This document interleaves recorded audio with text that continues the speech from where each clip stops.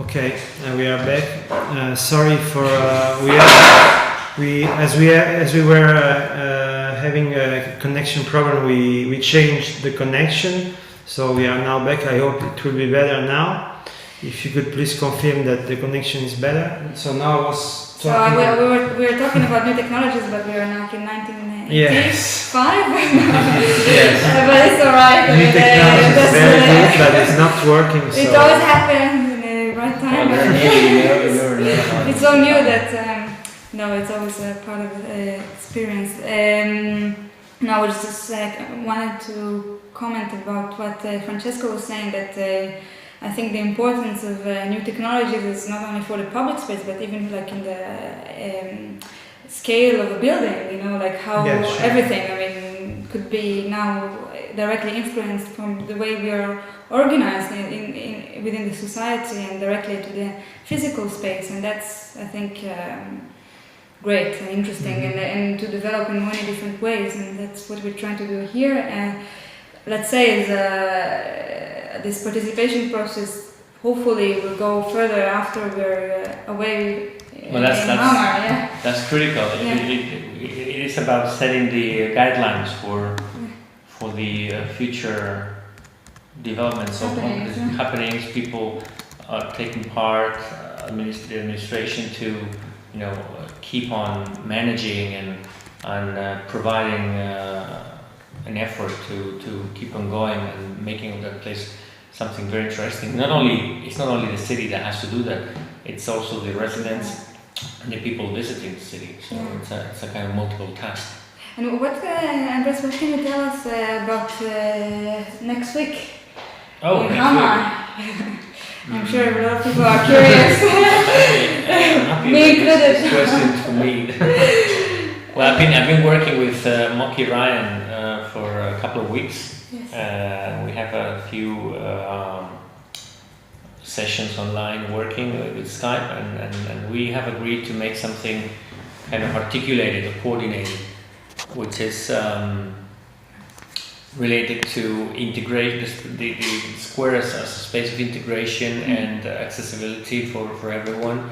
I'm also very interested in this notion of public space and people, how people perceive the public space, how people would see the public space as something part of their daily life, and what do we need what do we have to find out, what do we have to do, when I say we, including of course the residents, what is needed to do to make people really feel attached to that square, and make it make the square a part of the people's heart, or a part of the people's dream. And I think the Dream Hammer sort of logo or leitmotif is very it's very fine tuning, because it's about making people think in something which probably they don't think very much about, because you have other things, because that square was just a parking lot, and it was a place that you didn't go to specifically, you just use only for seeing the cars. Exactly, it was in the margins of the city.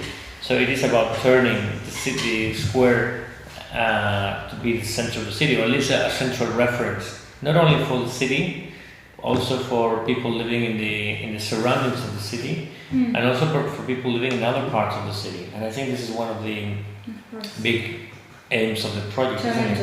Challenges. To dream the place differently, or and to make people from other parts of Norway look at Hamar and come and go there because they want to see that city, which is beyond the 2 or 3 sports facilities and things like that. They want to enjoy a city. They should want to enjoy a city with a very nice public space as a city, which is very innovative, which is path-breaking in participation, so on and so forth. You know, when I was in Hamar, somebody came to me one day and told me I had a dream about Stockholmgate, and I thought it was really interesting, because really? It's like I dreamt that the square was like a garden with a stream and like a water stream and plants, and I think, like what you're saying about the dream word, this changing the perception of having the place like a parking lot, especially of course for the local people, like it was for 50 years or more a parking lot, and how can we make people dream, even subconsciously, of what could it be in a I think it's a big challenge for people there because the square. I mean, you can see a square like that, which has a lot of potential, but you can see it as an ugly place, a place you can look at, a place you just drop your car and give your back to it, and then move to the city. And it's about reversing that situation and saying, no, I'm going to the square. I'm not going to the city. I might go to the city later, but now I'm going to the square. Because I can see the sea, I have a lot of things to do, I might have a coffee, I might want to meet people, I jump into a library, and I think this is a whole, 180 degrees shift from a place in which you just, drop the car and go away as soon as possible. Somewhere else. You have to go there too. So I think I'm very confident that this is going to happen. Maybe we're not going to see these in 1 or 2 months. But we're going to see these in the mid run because, cities, we are used to expect miracles from urban interventions. We expect that things happen like that because we live more and more in a very accelerated pace, and we are told that things should happen immediately after you think you need them. And this goes also for politicians and for citizens. But now this is going to be, it's going to start. It is starting very energetically, but it's going to need some more time, and it's going to need a lot of work and goodwill of the people of Hamar, and I'm sure it's going to happen. And what is your dream for Hamar?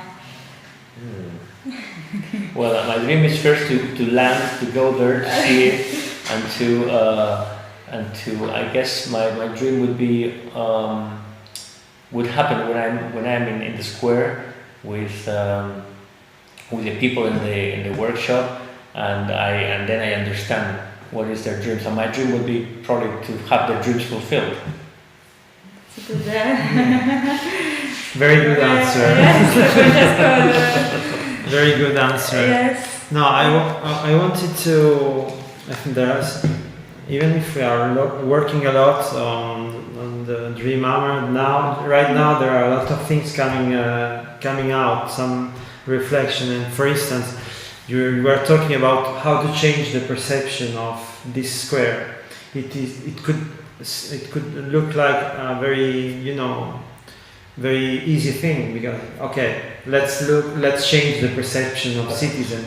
But no, it's I mean, we architects, we are used to think about what we want to build there, and what we should build to change this place and make it better. But maybe we don't think enough to this step, which is really important. I think maybe it's the main point of what we are doing right now in this phase in Hamar. We are trying to change the perception because it's an inception. It's an urban psychology.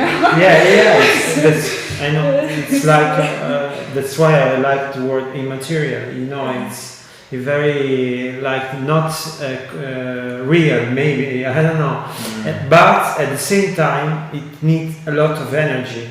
We are 15 people and a lot of participants. A lot of citizens in Hamar, and we are everybody working to to create a community around the square, but also to change the way people look at the square, which is, and also the way we look at the square, because we look at the square, sure. For the people, for you, Belinda, which you've been there all the time, and the people you're working with from the city, because it's a city project, it's probably very hard to understand how to make things change to make things. If you're managing a city and you have this parking lot for several decades, one thing is that you want it to change, and another thing is that you can think, dream, design how that change is going to be, which implies a lot of technical aspects. Where are the buses going to go? Where are people going to park? Issues related with technical accessibility and stuff. But also, I guess it's a big shift for the people working in the square, with the square, and thinking how are they going to do it, and especially if you have hired a bunch of foreigners that they might not know exactly, or you might feel that they don't exactly know what you need, and probably you have, if you're a politician, you also have the fear of saying, okay, maybe my electorate, my voters, the residents of my city might not empathize very much with these guys coming from other countries, and because they might think we have become crazy and they're not going to support the project. So I think it's a very daring, very risky, very brave challenge for the city of Hamar, because it would have been much easier to do something, easy, electoral, sexy in voting terms, and sort of quiet, and and we go through this. But they really, I think I'm very admired with this, because I think that they really want the city to change. They really want that place to generate a new centrality around the city and attract people from other parts of the country. And I think it's a new phase. It's kind of makeup of the city of the face of the city of Hamar, and they really believe in this. And this is probably where we are here. We're talking about Hamar, 5,000 kilometers south. But I think the most straightforward positive thing about being foreigners is that we are provoking very easily. Yeah. And that's what we want to. One of the things that we want to do, we are like catalyzing things and provoking, and we are the Spanish architects, and it's easy to. Spanish Armada. But I think, I know exactly the potential, and I know how you all are. I guess it would be like a big bang to have Belinda and you in Hamar, talking with people and moving people up and down. I think that I would have liked to see it, on a daily basis. But still, it is very daring for the city, and it's a risky bet. Yeah. And I think we should value that, and it's something also. It's not when we think about these good practices. Sometimes I'm a bit tired of those good practices, but in this case I think it's going to be a very good practice, and it's not only what it's being done, how with who is going to do it, how people participate, but it's also, I think, the reflection and the decision making process inside the city, inside the local government, saying, okay, let's go for these, let's try, and with a very, I think, with a rather complicated political situation in that city, because elections and other things, nothing very, very, I would say, bad at all, but with different parties, and the fact that they decided this says a lot about the political class in Norway and the people in Norway too. They're daring, they're brave, they're very transparent, and it's a good exercise of local democracy, of course. I think. Yes. I think, do we have any questions? No. How is it very chat? clear. So that's a success. We can finish the process now. Thank you, Andres. I'm very envious that you're going to Hamar, and I want to join the workshop, but I will have to wait to the end of November. And please keep us posted about how it went. I just want, before I make this summary of in the broadcast we've talked of so many different things that I don't know how to summarize it. Mainly technology from 80 to 2011. But I would like to mention that this week, actually right now, if you are in Hamar, you can come by the physical lab, the Bazaar building, and see some Bergen students from the third year working on an installation. They are there with Eva Kuhn, who is a visual artist working with lights, and they will make installations around Stuttgart that will be there, I think, around Friday. So that's very exciting. And they came before, I don't know if everybody knows about that, they did Cream Hamar, which was an urban success. Yes, it was great. It was unbelievable. They just made a public free lunch on the square. It was a normal October day, September, 25 degrees in Hamar. It was kind of I was literally baking under the sun, but because you're not used to. I got rid of all the summer clothes already, but it was 25 degrees. And anyway, they brought even a cow on the square and fresh products from the local farmers around Hamar, and that was really interesting to see because there were so many different people coming and talking, and that was an interesting social experience. So I'm looking forward to see what they're going to do this week. Please remember that you can use our blog and email address dreamhammer@gmail.com for any questions or if you need any information. I don't know, please keep visiting the Dream Hammer website and read the different, this week, because it's the end of the online workshops, we will have some results coming out during the week. Maybe Francesco wants to say something about that? Yes, we are going to have the first result, I think, on Wednesday or on Thursday. And then we are also going to produce some more detailed material about that. I think it will be, for sure it will be included on the final report we are submitting. Maybe just to make it clear, because there is a lot of content on the website, I'm showing again here under the Digital Lab. You can find the blogs of Public Space and People and Tactical Urbanism. And especially if you are from Hamar, I encourage you to go there to comment and create this connection we have been talking about between the on-site world and the online world related to Dream Hammer. Yes, we are interested to hear what you have to say about these different projects. Yeah, because online participants are very creative and interesting, but you from Hamar, you have a lot of different vision of knowledge about the square, so let's try to interact with them. And another thing is that next, so as we mentioned before, not this week, but the week after, it will be People Week, and we will have Andres here, and he is here and is there, and Muki Rian as workshop leaders, and they will have a workshop on Tuesday and on Wednesday. Tuesday with Muki, Wednesday with Andres, and Thursday will be the lecture / roundtable that we hope that you can participate in.